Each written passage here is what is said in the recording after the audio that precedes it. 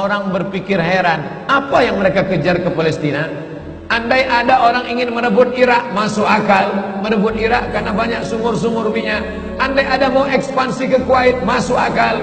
Karena sumur minyak di Kuwait banyak. Kenapa kembali ke Palestina? Ada apa? Tanah yang tandus, tanah yang kering kerontang. Mereka ingin membuat sebuah negara dengan keyakinan akan turun Mesias, sang juru selamat yang dijanjikan oleh Tuhan, dengan syarat orang-orang Yahudi mesti kembali ke negeri yang dijanjikan Tuhan. Yang kedua, Mesias sedang menunggu. Mesias melihat ke bawah.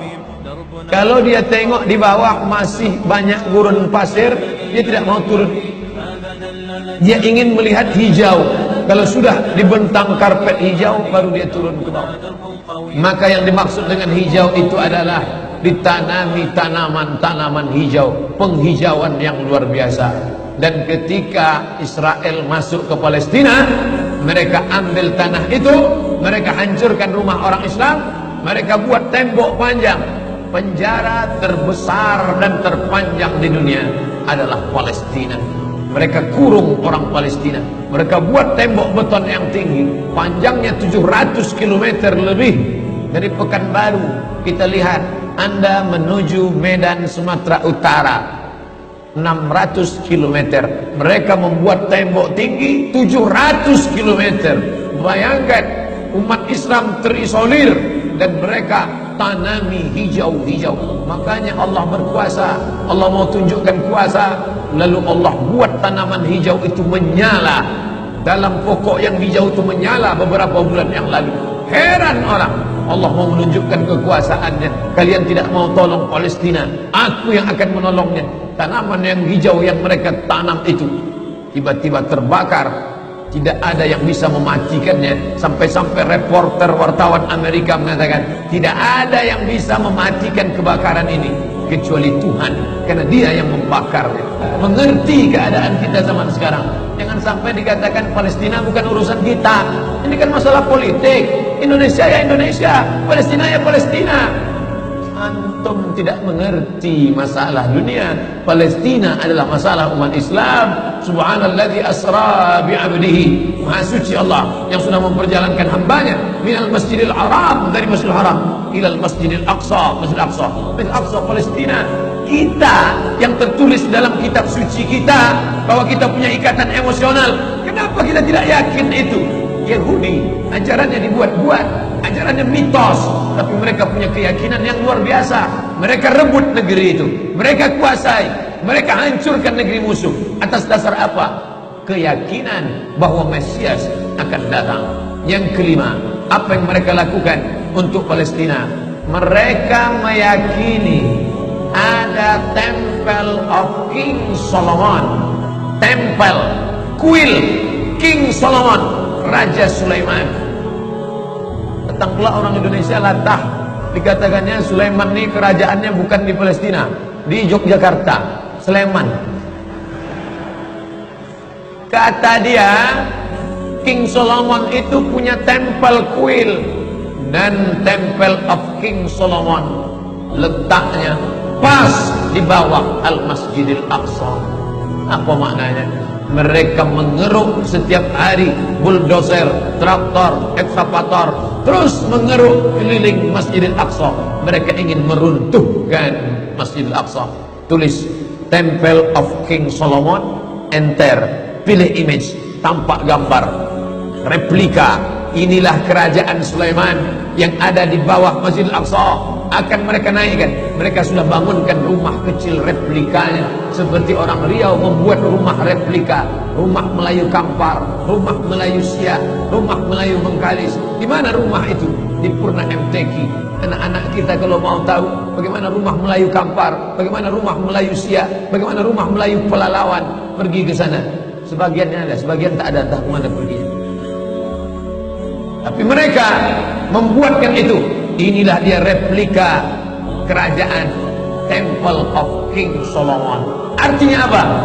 Mereka ingin menghancurkan Al-Masjidil Aqsa berkeping, sampai akhirnya disitulah nanti kemarahan umat Islam. Tak marah tak tidak, melihat gayanya tak marah. Mau kalian hancur-hancurkanlah. banyak lagi urusan kami sibuk dengan ini. Tapi akan ada hamba-hamba Allah, la tazulu fi ummati ta'ifatun min ummati, akan tetap ada sekelompok umatku yang memperjuangkan agamaku, kata Allah Subhanahu wa taala. Yang terakhir, yang kelima, akan turun Mesias. Kapan itu terjadi? Ketika terjadi perang besar. Sebetulnya dalam agama Islam sudah dituliskan yang dimaksud dengan Mesias itu siapa. Kata Imam Al-Hafiz Ibnu Hajar Al-Asqalani dalam Fathul Bari, yang dimaksud dengan yang dinanti-nanti mereka itu adalah Dajjal. Dajjal itulah sesungguhnya yang sedang mereka nanti. 70,000 Yahudi wara'ad Dajjal. Ada 70.000 Yahudi yang akan berada di belakang Dajjal ketika dia turun nanti.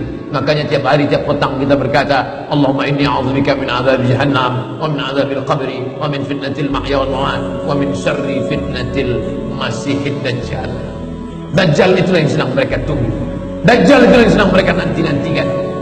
Kita menantikan kedatangan, dia pun juga menantikan akan kedatangannya. Bedanya apa? Mereka meyakininya dengan semangat. Semangat mereka luar biasa. Mereka bangkit. Umat Islam percaya. Padahal tiap hari dia katakan sebelum salam, Allahumma inni a'udzubika min adzabi jahannam wa min adzabil qabri wa min fitnatil mahya wal mamat wa min syarri fitnatil masihid Dajjal.